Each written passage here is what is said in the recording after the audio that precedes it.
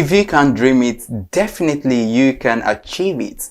This is a welcome note to another episode of Market Innoventors, the program where we sit down with entrepreneurs, innovators, business leaders, and visionaries who are transforming business industries and creating jobs and driving economic growth through innovation.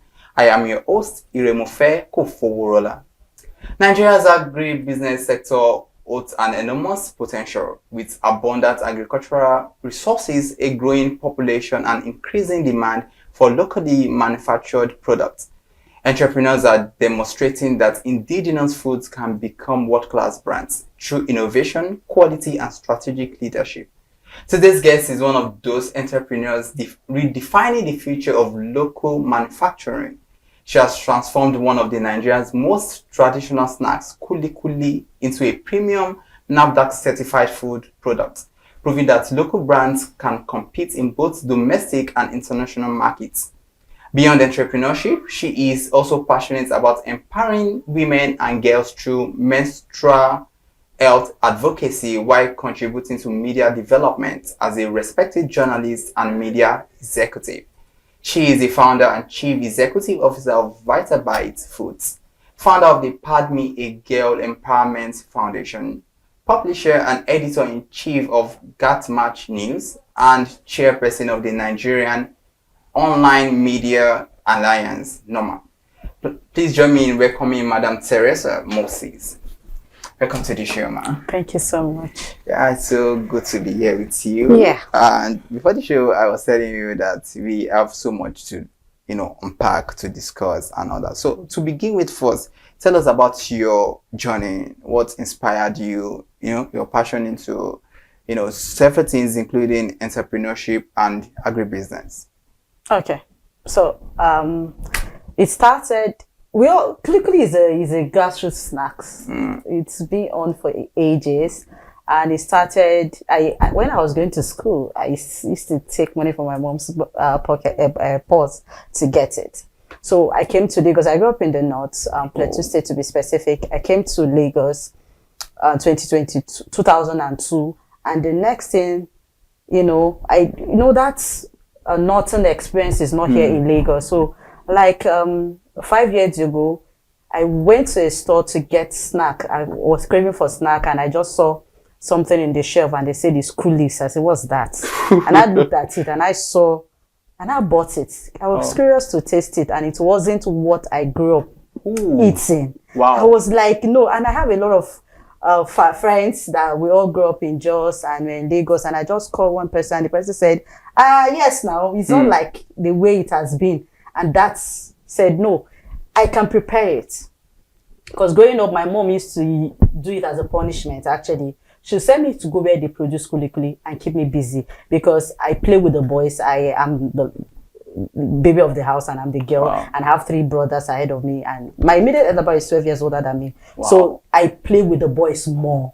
So I'm more or less a tomboy. So I don't carry babies and all that. So to keep me busy, my mom takes me to that aspect, that place for me to play, to keep me busy. Or not to me, she's training me to, and yes, so many years down the line, I now said, I can do this thing. That's what inspired me to go into production of Kuli-Kuli. Interesting. Amazing journey there. So this is off camera, please. I love Kuli-Kuli. I mean, there's nothing like our local snack. Absolutely nothing like it. All right, so you wear many hats, and that is so amazing. It's not easy for you to find people who do diverse things yet meaningful. You're an entrepreneur, a journalist, a media executive and all that. So how do you ensure that you create a balance in all of these things to ensure that, yes, you are quite successful? I think the one I just tell you is what you know. There are still others. I'm actually a mother as well. I have a 17-year-old daughter and 15-year-old daughter. Amazing. Yeah. So wow. Absolutely. So the thing is passion. Passion for what I do. I love cooking. I love reading. I love media. So all of them put together. So it's not stressful. It's just seamless. It just flows. When it's time for production, I do it. When it's time for media, I do it. You call me midnight and say, oh, you have a job to do PR, I'll still run it. Wow. So it flows. It doesn't disturb me. I feel I'm born with it. So it's not challenging. That's why People see that it's stressful. I was like, really? I love it. Wow. So it's passion. So I have love for it, and that's, you know, motivated me to do more, and I'll still do more because Kuli-Kuli is just one aspect of what I'm doing in Vitabaites. I intend to do more. Interesting. So now I see. I was going to ask you what really inspired you to, you know, empower the girls. Now I see that you have, you know, we have girls as well. Yes. Yeah, and that might be by the way. So let's talk about before we talk about that thing. Why do you feel the need to, you know, empower the girls? You talk about the menstrual hygiene and all of those things, because I remember I grew up in the midst of girls. I have sisters and I have a lot of female friends. So I learn from them. I know a bit of all these things, and I know how sometimes they experience cramps and all of those things, you know, they're in pain and all. So what really inspired you to say, okay, I want to educate people on this and all that? I grew up in Plateau State, Middle Belt, and the northern part of Nigeria. With life in that side is not as luxury as here in the southwest. So when I was privileged to have that, my first experience, my mom called me to the room and she told me how to use sanitary pad. So my first experience, I started with the sanitary pad, a popular brand, you know, that I don't want to give free publicity. So I started using sanitary pad. I never used tissue. I never used that. So I grew up using sanitary pad. But down the line, I noticed there are people who can't afford it growing up. So when I carry mine to school, I can share to some. You understand? Because I know I have access to it. But growing up, and I realized that. So I thought it was that time. But years down the line, I'm a mother. And I realized that I have girls. And I realized that there are still girls in this age and this time who cannot afford sanitary pad. We all focus on those in displaced IDP camp. We focus on food to give them to eat. But we don't care about the girls and their menstrual health. And do you know that because of religion, if you are menstruating, you are unclean. You can't go to school. You can't associate with your people. You are being stigmatized. And again, you don't even have the necessity to keep yourself clean. You see the challenge? So that's why I took it upon myself to, okay, this is what I want to do. And it's been so amazing. I have support. You know, I don't really do it basically here. I go to the north, IDP camp. Being Abuja, during my IDP camp in Abuja, they know us there. Benue, Otese IDP camp, that's the biggest IDP camp in Benue State, and Kadorko in Nasarawa. So we tend to go more. Wow, amazing. I'm so proud of what you are doing in that, because I know what it feels like when, you know, when it comes to menstrual hygiene and all that. So well done on that. So let's look at this. I said earlier I like Kuli-Kuli. So I want to go into that. All right. So, you know, I made mention of the fact that at Vitabaites, you are looking at, you know, other products that might be in future. But why Kuli-Kuli? Although you stated earlier or that your mom would say, you know, go to where, you know, the processing, all of those things was taking place then. But why not any other snack? Why do you think, okay, that is what you really want to do? And what other products in future do you have in mind, you know, for Vitabaites? Kuli-Kuli is a product of groundnut. And we in Nigeria happen to be one of the largest producers of groundnut. So we focus on Kuli-Kuli is actually more or less like, if you look at it, is not actually the waste product of groundnut, but is actually main product of groundnut, because what you use basically is groundnut. Then we can now add the spices to it. So I now look at it, it's something that is in the market. It's something we all know. It's something we are familiar with. But the disadvantage is that they carried it in wheelbarrows, they expose it. It's open, it's unbranded. So people look at it like it's not edible, but it actually is. So I now took it up to say it's something that we already know. So what I just did was just make it more hygienic. The processing was hygienic. You know, for me to go through NAFDAC to get registration is not easy. To make it hygienic, then make it premium packaging. Then, of course, innovation comes in, branding comes in.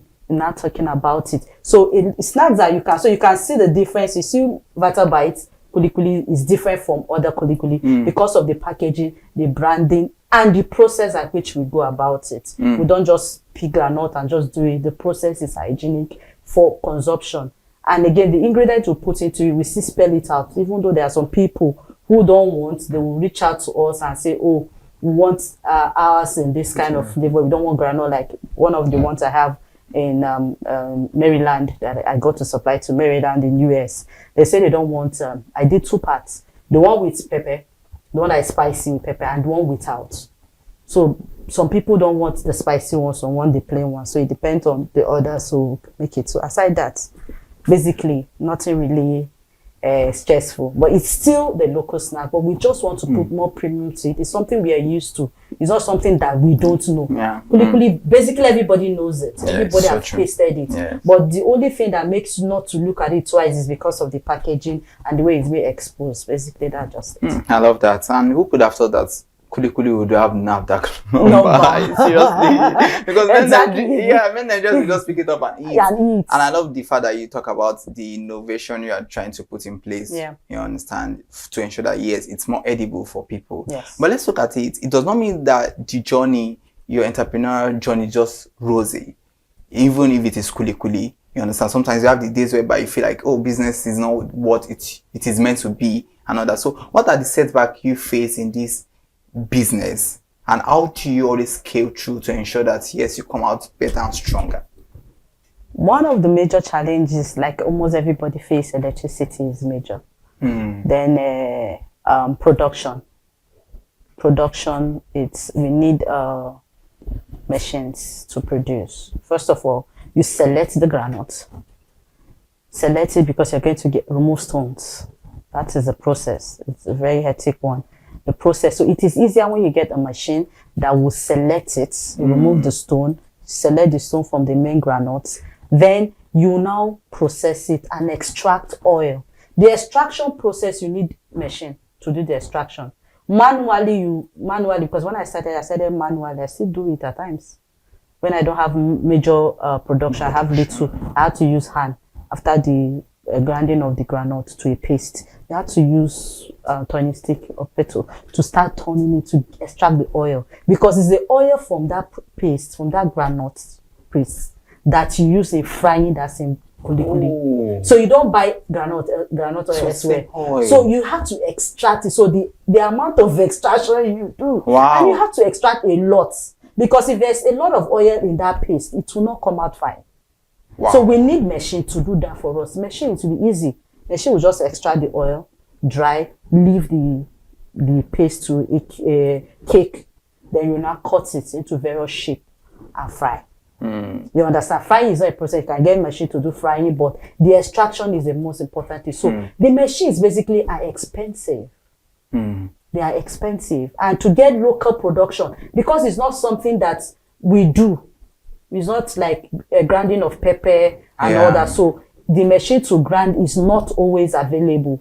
To get local manufacturers to add, to produce, because there's a time they directed me to go meet all these fabricators to fabricate for me, but they still don't get it.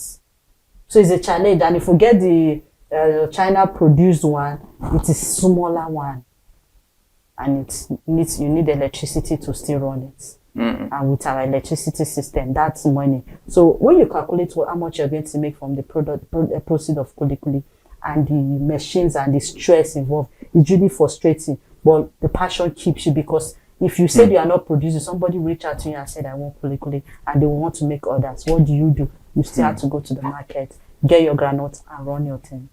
Wow. It's a whole lot. Yes, it's a whole lot.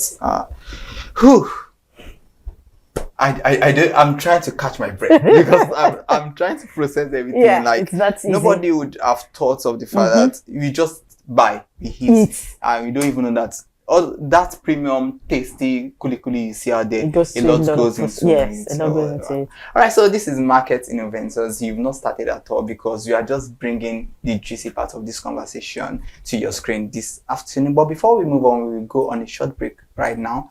Go nowhere, stay relaxed. We are coming back.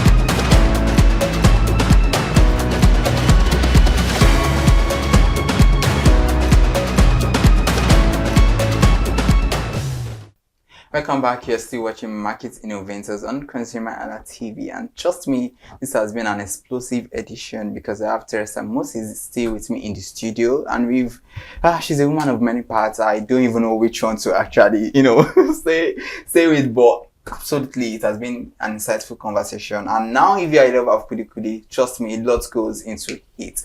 Talking about investments now, because it's stated that it has a lot. You don't just have to do it manually. You understand, a lot has to go into the business and all that. But recently, Nigerian media, everywhere went, there was a lot of buzz.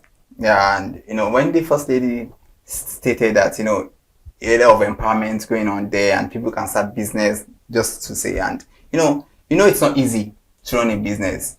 And if you look at whether Akara business, Kuli-Kuli, all of these things, it seems like it's something that is on a small scale, but a lot of capital goes into it. So let's talk about investments in it now. If there are stakeholders who are interested in this business and then I feel like, okay, let's go into this business. For someone who even wants to start, personally for you, how much did you start with? And for someone who's interested in doing that business now, not just because they are not educated or they don't have every other thing, but they feel like, yes, this is a business I can go into. So what's the capital investment like for someone who wants to start? Okay. Every great business starts small. And one thing with Nigerian factor is we don't believe in we starting small. Believe in hitting big. Starting small and being consistent is one of the major things you start with business before you even talk about the money that comes in. If you're starting a business with the intention that I get to make money from it, you'll be disappointed. Oh, wow. Yes. So the most important thing is start a product, start a business with the aim of satisfaction, getting your customers satisfied. If your customer is satisfied, one referral will bring another referral, you will stay in business. So in terms of starting, when I started, I didn't start with any equipment. I started with, I have a blender. So I have a blender that can blend the granules. So I have a frying pan. So I bought frying pan, then went to the market and bought granules. And I bought a little one. I bought, I think, 2 pints of granules, and I did the frying and the cleaning and everything myself. That was how I started. But as production is increasing, I start looking for, and again, I create employment by getting people to do it. I can't be peeling, sourcing the granules, peeling it, separating the sand and the dirt from it, then process and fry. And I don't have that long process to do it. I will just end up stressing myself out. So I now do division of labor. I get people to do different parts for me, and I do the finishing. You can select the granite, you can peel it for me. You understand? But I do my production myself when I get people to do all that for me because of what? Because of the process of hygiene I talked about, so, and quality of that product. I don't want it to taste different. So I know the quantity of things I put into it. So I know what I put into it. I know what comes out. You understand? So you can start small. If you have 50,000, like I said, if you can buy a pint of granules, you buy ginger, buy pepper. You have frying pan in the house. If you don't even have a frying pan, you can use every house has a frying pan, no matter how big or small. You can start with that. So it's not really you have too much. But the most important thing is customer satisfaction. That should be your aim. By the time your customer is satisfied, you get more referrals, you get more people coming in to buy and ask for that product. In that way, don't just rely on what you know. Keep learning, keep improving, and packaging your product is very important. If these two cups here, if one of them, they are two the same cup, but the way you position them matters. Yeah, so if one is packaged well, the other is not packaged, and they are the same product, I'll go for the one that is attractive. So making sure that the product inside is still okay. Don't rely only because some people have fancy packaging and deep inside the product is nothing to write home about. So from inside and out, let somebody know that if you eat it from the outside is attractive, the taste is quality and top notch. It will keep you in business. When you get that running, as money is coming in, you keep expanding. As you're expanding, you get other things that you need. But you can't start everything at once. So just start with little.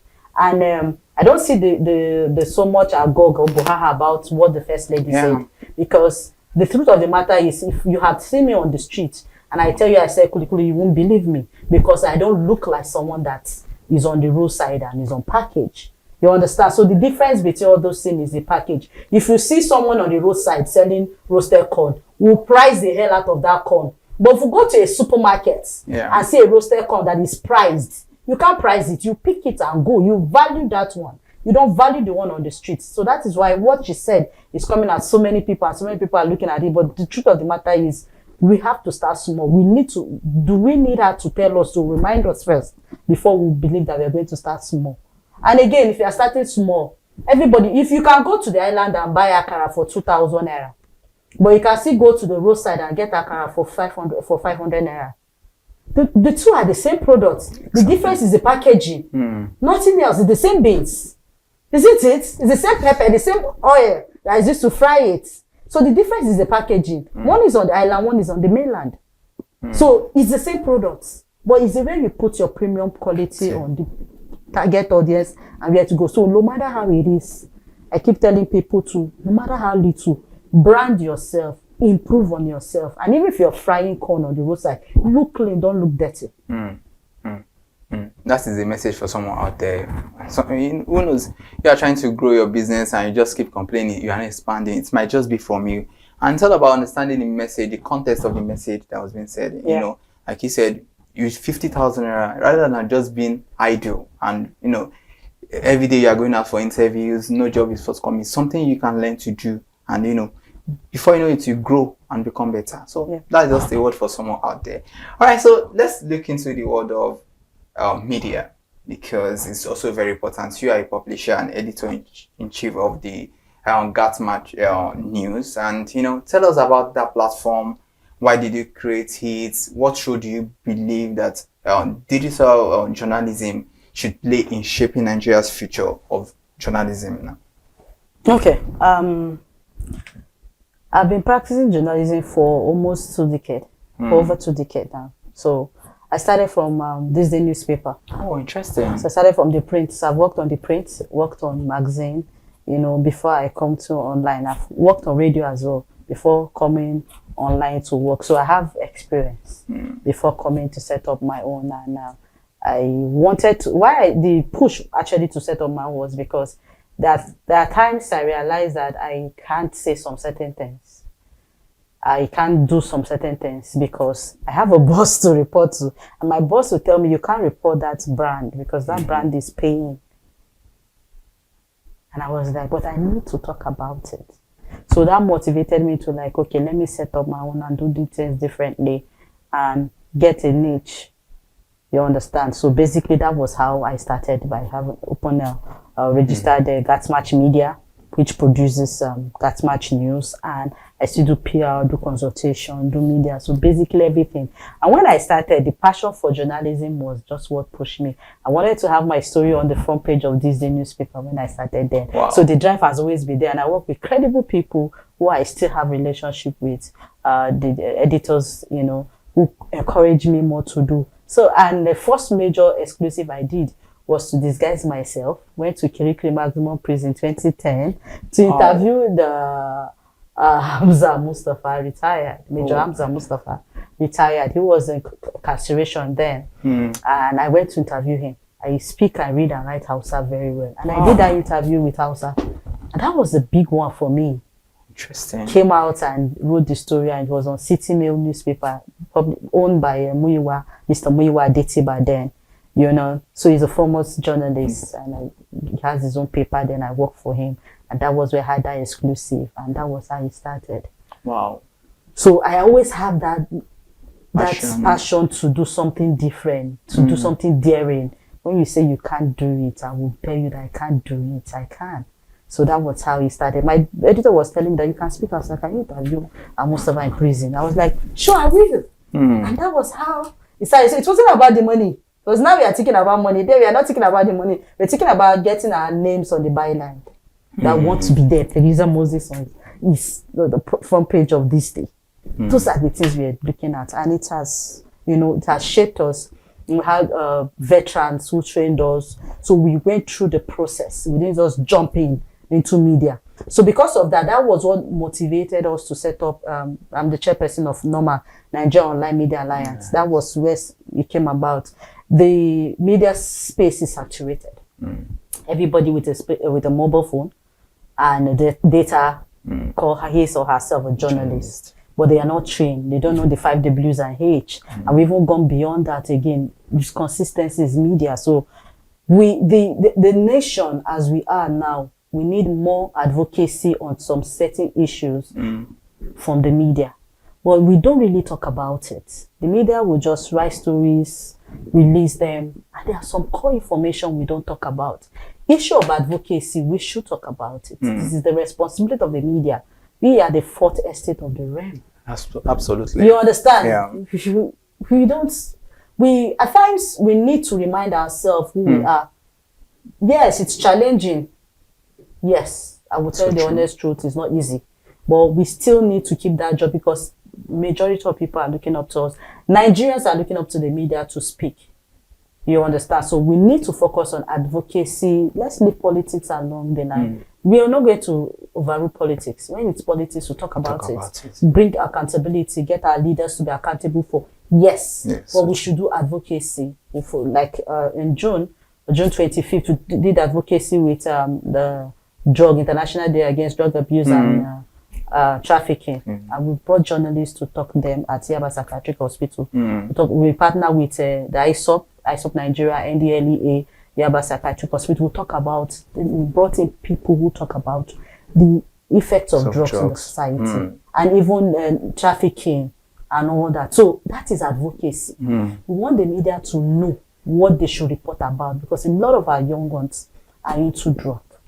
How do drugs and substance abuse? How do we curtail them? You might not know it is an abuse. Yeah, so true. You understand? You might not know you're abusing paracetamol if you overuse it. Many people absolutely abuse it. So there are so many substances like that we abuse. Vitamin C. Exactly. We abuse them that we don't even know that it has effects on our body, on our health, and affects our mental health. And you get, imagine my own time, I dare not wake up and say I'm going through a lot, or I have mental issue. I have mental stress, my mental health. You don't do it. Your mental health, when your mom slap you, your brain will reset. You don't need any mental person to check you up. And now you see my teenager that tell me that I'm going through a lot with my mental health. I will just look at her and smile. You understand? So the media have a lot to do. The media have a lot. The media is just like a mother. Even if you're working, you still have to take care of your home. You still take care of your children. You still take care of your family, both extended and immediate. So there's a whole lot on the shoulder of the media. So basically, those are the things that made us want to okay, it can't be for everybody.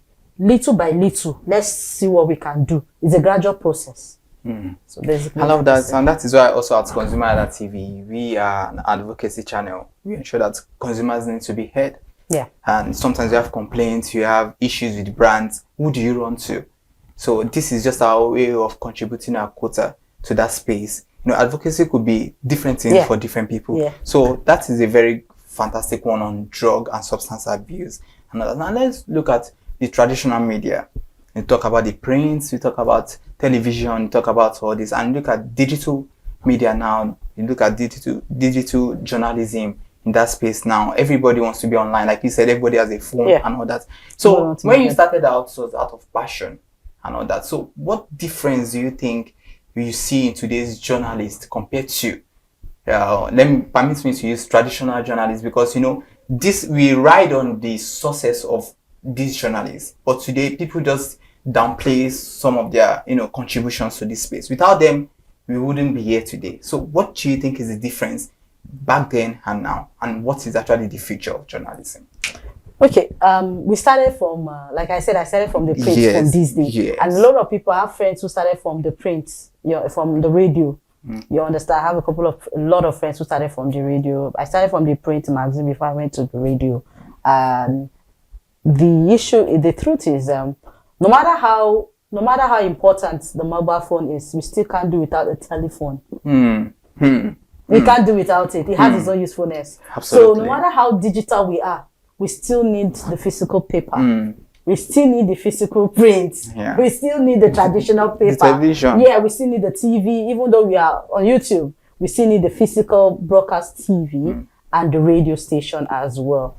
And the essence of it is because, yes, technology, innovation, we might just wake up one morning and we'll just have another tech coming in. We have the social media, we can't rule that out. People are making money from the Facebook, the Instagram, Twitter, and all the social media handles. They're making money from it.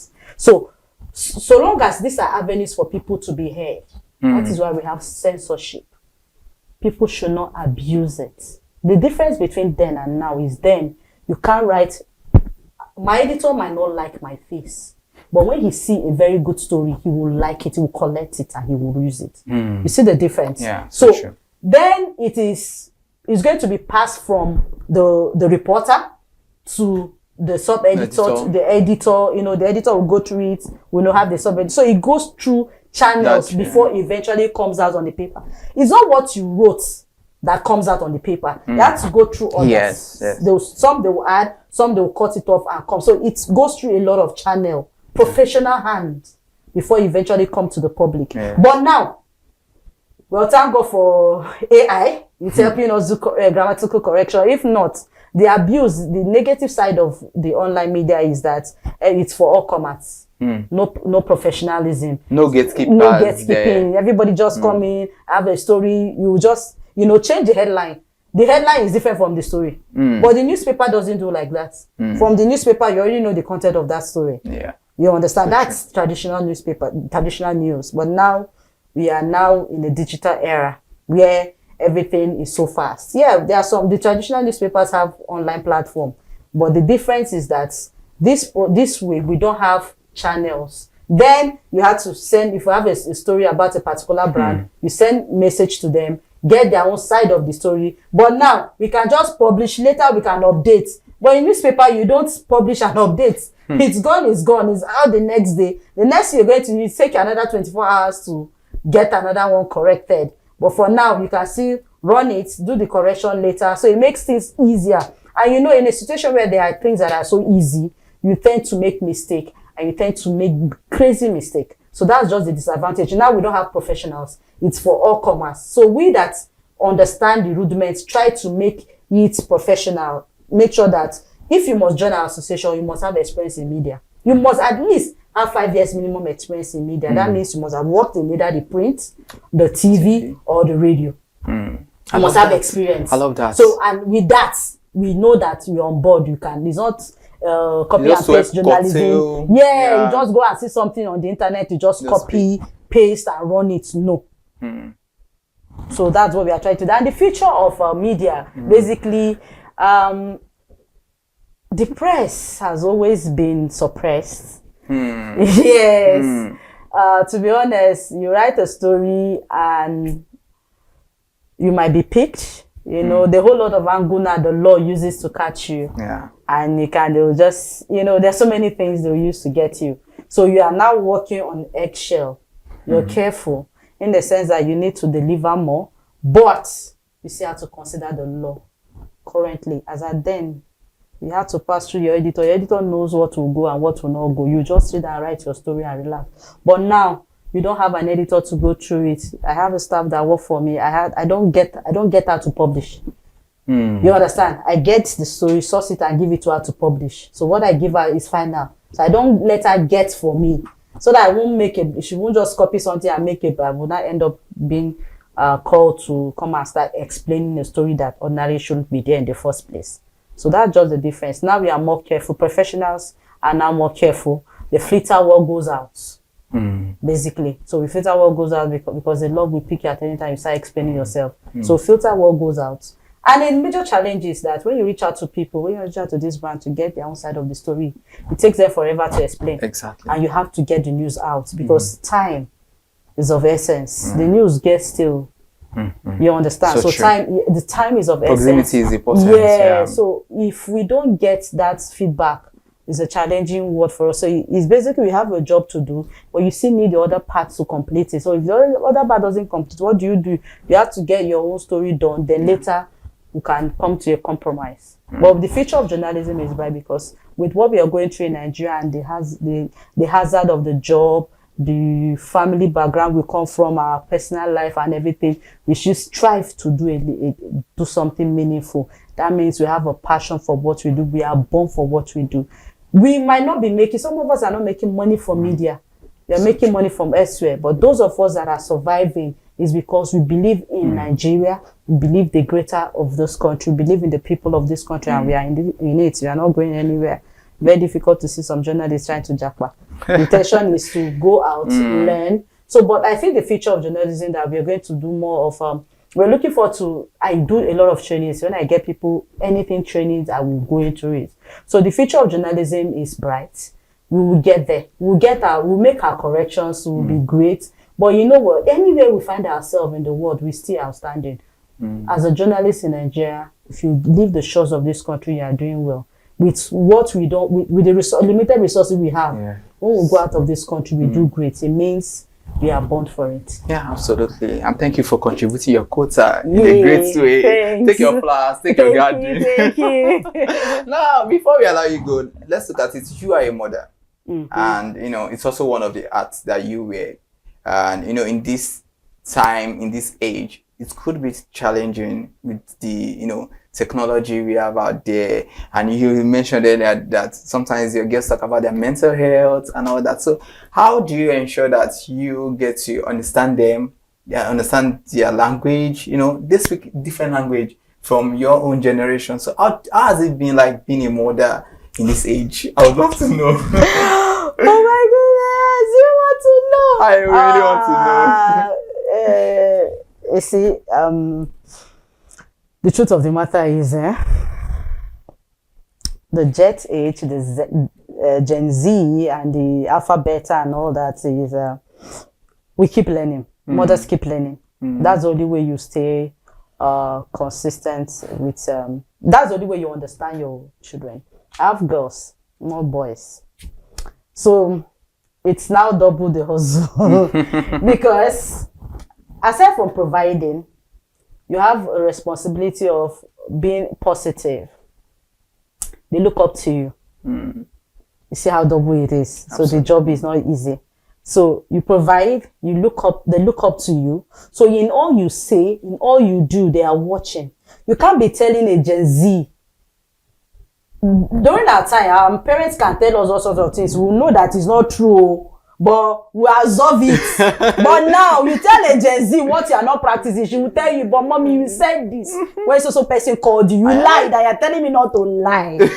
How is it possible? So you see the challenger. How do you start explaining that? So you need to up your game. You need to be 3 steps ahead of them.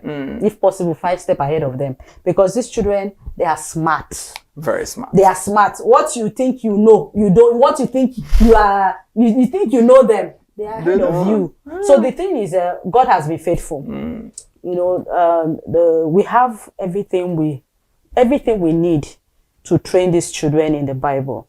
You understand? The Bible has been a foundation for us to train these children. The Bible makes you understand that you spare the rod, you spoil the child.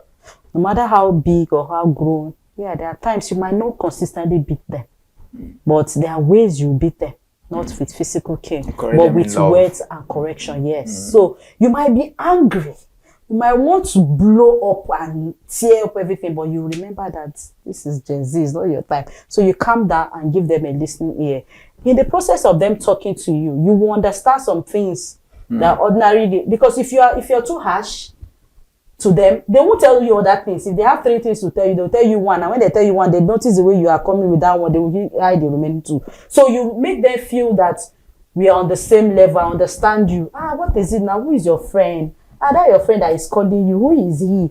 It's your boyfriend, right? She's like, no, it's not my boyfriend. It's just a classmate. No. You will not give them that avenue for them to be free to talk.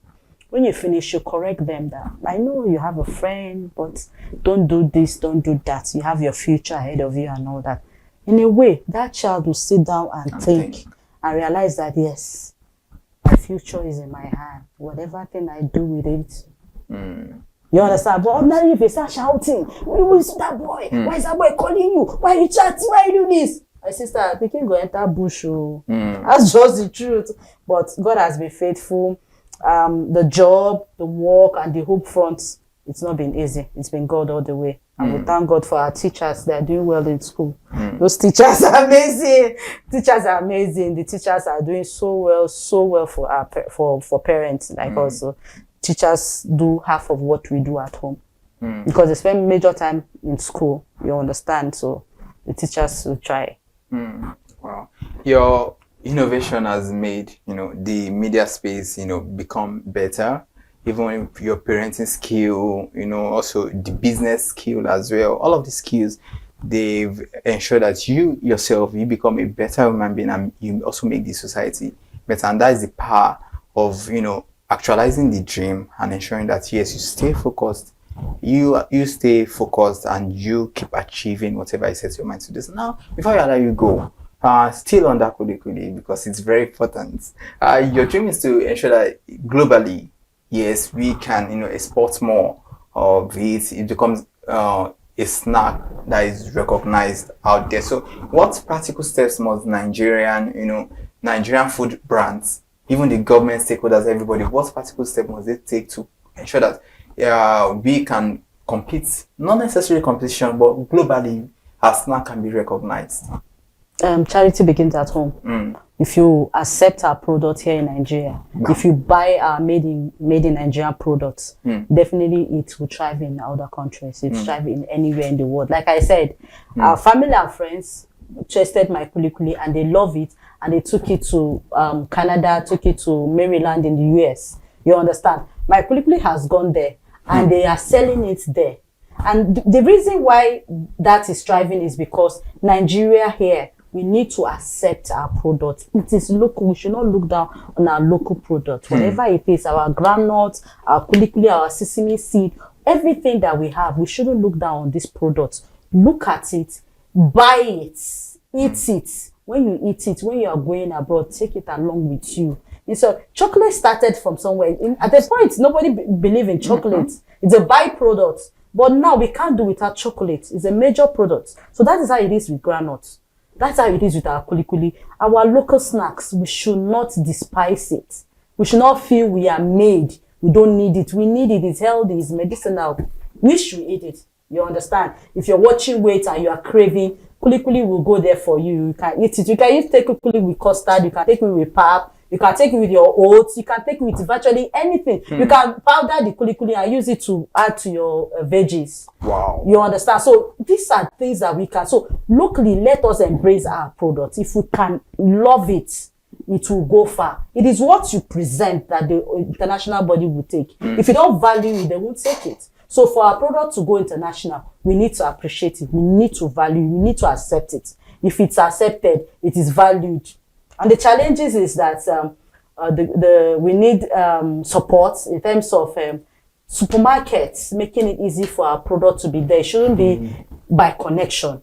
That is killing local businesses, because there are a whole lot of wonderful products that we have that we can get on the local store, but they are not in the supermarket because of the chain, the challenges to get through that process. Not everybody will go through that process to get it there. And NAFDAC again should try as much as possible to have a way to reduce the processing for small brands, small businesses to get accepted in the processing, to make it easier. You understand? So because you have intention of getting your product registered, but the process it takes, you should just reduce the process a little. It will be very easy for a lot of people to go get their product registered and get it on the shelf of supermarkets and also get it out. Because if it's not registered, it's difficult to get it out of the country. Interesting. So for a woman who has been in this media space for over 2 decades, and you've done so many things, and you told me earlier that there's so many things I did not even know that you do about you. So, but a little bit told me something that you have a lot in stock that you want people to see. So in the next 10 years, where do you see Vitabaites, and where do you see yourself in the next 10 years?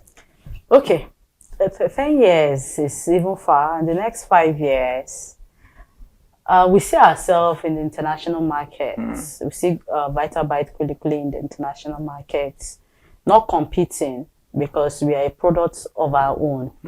You don't have a product to compete with. Kuli-Kuli is Kuli-Kuli. You don't have anything to compete with it. It's on its own. So we don't want to be competing. We want to be known that this is made in Nigeria, proudly Nigerian, made in Nigeria by a Nigerian, and is thriving in stores Global and supermarkets. Yes, in Atlanta, in Toronto, in Canada, in Kenya, in African countries, in West African countries, every part of the world. You want to, when you get, because Nigeria is everywhere in the world. So when they get there, they will see their favorite snack in those shelves, in the shelves of those supermarkets. So that is our target, to get there.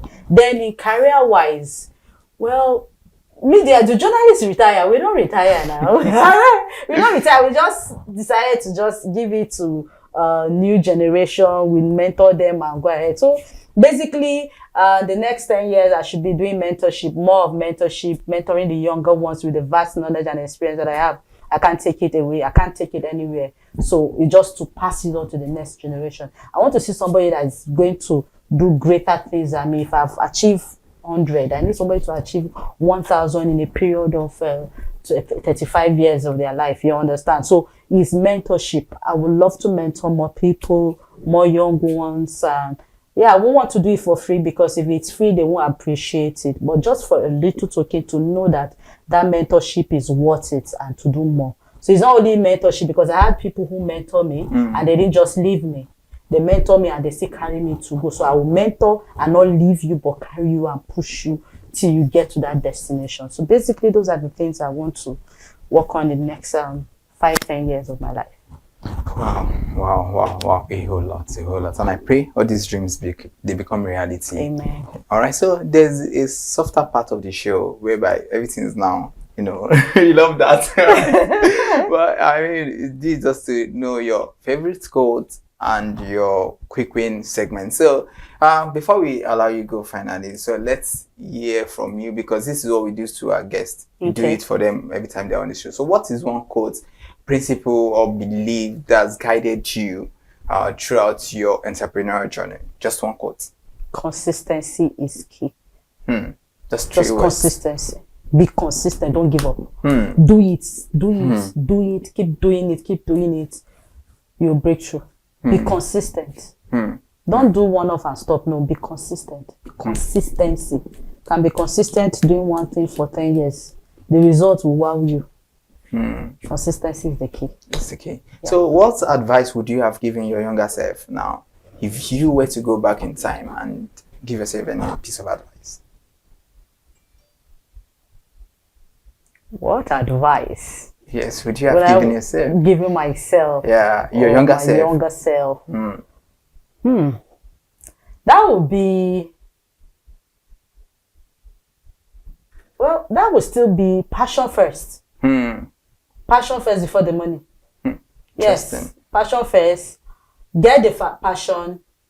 Whatever then I remember when I would write a story, give it to my editor. My editor will throw it back to me. We say, that's not how to write it. Go and write it again. I was angry. I was like, no, I've tried. I didn't know he was mentoring me. I didn't know he was teaching me the rudiments. But with time, I realized how important it is, because I can write stories and all that. So it's passion first, then learn on the job.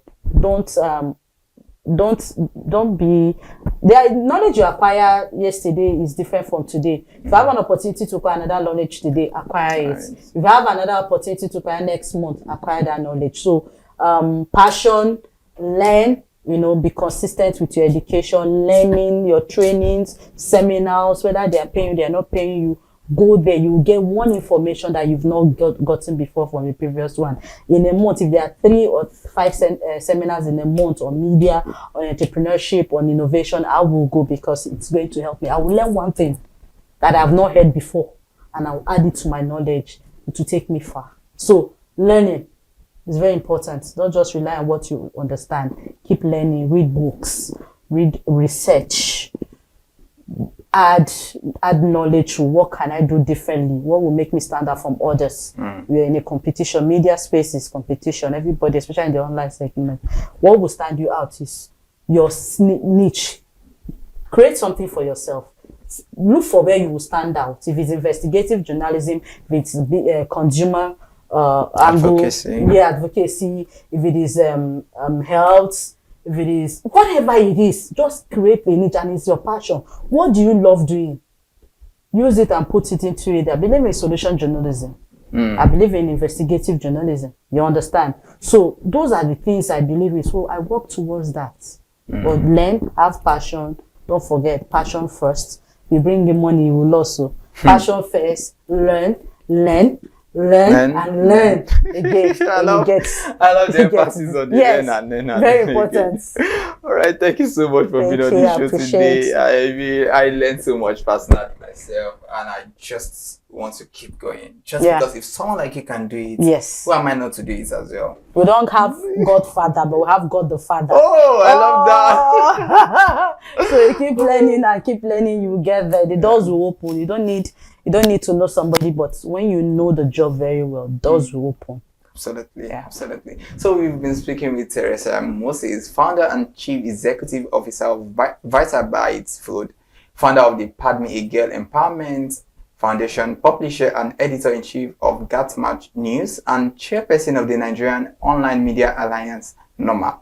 So her story is a powerful reminder that some of the world's most successful businesses begin with simple local ideas. Through innovation, quality, resilience, and a commitment to excellence, those ideas can evolve into brands that create jobs, empower communities, and compete on the global stage. Thank you so much for joining us today on Market Innoventors, and I look forward to seeing you in future to come. Thank you so much. I appreciate it. All right. I am Irimofe Koforola, and what more can I say? Keep dreaming big, keep pursuing, and one day the world will open at your command. So remember, the future of Nigeria's economy will not only be built on our natural resources, but also on entrepreneurs who are bold enough to add value, solve problems, and transform local products into global brands. And do not forget to subscribe across all our social media platforms on Facebook, X, TikTok at ConsumerHalla. See you next time, and keep innovating.